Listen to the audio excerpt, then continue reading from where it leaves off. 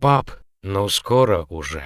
Снова и снова раздавался голос ребенка с заднего сиденья автомобиля. Отец улыбнулся. «Андрейка, ну тебе прямо не имется. Нам еще до леса доехать нужно, а потом еще пешком с рюкзаками, как настоящие туристы». «Это точно», — с недовольным лицом ставила свое возражение мама. «Лучше бы в Турцию, как обычно, на выходных слетали да отдохнули, как люди, чем по этим дебрям лазить, словно идти». «Андрейка, а ты хочешь Турцию?» — спросил отец, не отрывая взгляда от разухабистой грунтовой дороги. «Нет», — скорчив недовольную рожицу, ответил мальчишка. «Вот и я нет», — поддержал его отец. «Тут и порыбачить можно, и покупаться. А красота-то какая! Ни одна Турция не сравнится. А я позагорать хочу». Снова раздался женский недовольный голос. Бледная вон вся, как поганка, а в понедельник уже на работу.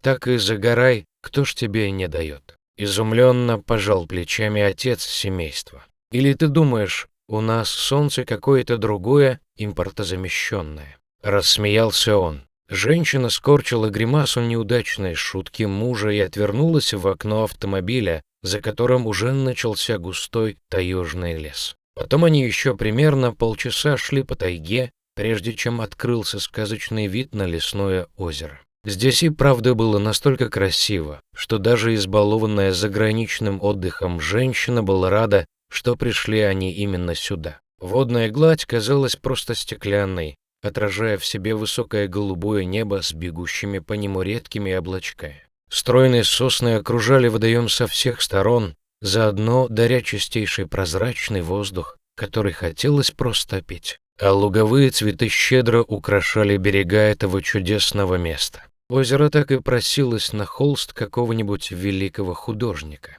Жаль только, что он за все эти годы так сюда и не добрался. Взрослые тут же занялись своими делами. Отец, установив палатку, принялся разматывать свой новенький спиннинг, чтобы опробовать его в деле. А мама, разложив лежак, начала наносить крем для загара на свое тело, чтобы через пару дней похвастаться перед коллегами золотистым ровным загаром. И только Андрейка был предоставлен сам себе, оттого и делал все, что ему взбредет в голову. Родители не объяснили ему, что дикая природа – это вовсе не городской парк. Тут нужно соблюдать некоторые правила и быть осторожным, ведь они сюда пришли только в гости, а хозяева здесь совсем другие, и им может не понравиться присутствие посторонних. Мальчишка сначала бегал по берегу и бросал камушки в водоем, но потом отец попросил его не пугать рыбу, и он занялся постройкой замка на берегу. Но тут не было песка, а из обычной грязи замок выходил какой-то неказистый, да и, кроме того, он то и дело старался завалиться на бок. Вскоре Андрейке надоело это неблагодарное занятие, и он, взглянув на расслабленную маму, лежащую на складном шезлонге, отправился изучать близлежащие окрестности. Прошло часа 3, прежде чем отец, разочарованный своей новой рыболовной снастью, вспомнил о сыне. «Ира», — позвал он жену, сматывая удочку. «Ира, а где Андрейка?» Женщина подняла голову и сняла темные очки. «А я думала,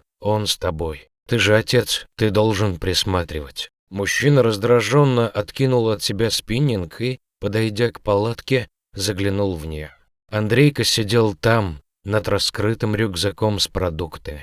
Глаза его были особенно хитрыми, как будто он старался скрыть свой секрет от родителей. «Ах, вот ты где!» Облегченно выдохнул мужчина. «Ир, он здесь». Женщина, убедившись, что все в порядке, снова подставила свое тело под лучи заходящего солнца. «А ты чего, проголодался? Надо было сказать, мы бы тебя покормили». Андрейка пожал плечами, словно говоря, что не догадался. Отец отправился к своему спиннингу, чтобы смотать его как положено, но в этот момент за его спиной раздалось тяжелое ворчание. Страх словно парализовал тело мужчины. Он резко развернулся и замер. Ира тоже мгновенно подскочила со своего лежака, спрятавшись за спиной мужа. Из леса к ним вышел огромный бурый медведь. Он оглядел присутствующих своими маленькими черными глазками, поводил носом, будто разыскивая кого-то, и снова заворчал. «Ты Главное, не двигайся, предупредил мужчина свою жену. Медведи первыми не нападают, если их не спровоцировать. Но Ира, кажется, и не собиралась привлекать к себе внимание этого лесного гиганта. Медведь неуклюже поковылял к палатке. Там же Андрюшка. Выдохнула женщина и уткнулась в плечо мужа, чтобы не смотреть на этот ужас. Вдруг, на их удивление, из палатки раздалось такое же медвежье ворчание, только явно принадлежащее детенышу. Глаза родителей тут же приобрели форму блюдца, когда они увидели, как их Андрейка выпускает из палатки слегка прихрамывающего на переднюю лапу медвежонка. Медвежонок все еще облизывался. Видно, ему понравилось угощение, которым кормил его мальчишка, и, словно рассказывая об этом маме, он принялся ворчать, тыкаясь в нее своей мордашкой. Взрослая медведица тоже отвечала ему рыком. Она тщательно обнюхала его, потом облизала, словно стараясь смыть с него запах человека. А за всем этим наблюдал, высунувшись из палатки, беспечный Андрейка. Кажется, он абсолютно не видел в этом никакой опасности, а грозные животные были для него словно плюшевые игрушки. Как только медведи скрылись за деревьями, нерадивые родители тут же кинулись к своему ребенку, принявшись обнимать его и нацеловывать. Перед глазами стояла ужасная картина, что могло случиться с их сыном, если бы медведица посчитала его опасностью для своего потомства. «Мам, пап, ну что такого?» – недоуменно спрашивал Андрейка. Я же ему помог, из лапы колючку вытащил, печеньем своим самым любимым накормил, за что они на меня нападать стали. Это ты должна была ему все объяснить. Рявкнул на жену мужчина. Нет, ты же отец. Парировала женщина, а потом, вдруг сбавив обороты, признала. Да что там, мы оба виноваты. Мы были заняты лишь собой, абсолютно забыв про сына. Мужчина поджал губы и молча кивнул, прижимая к себе ребенка.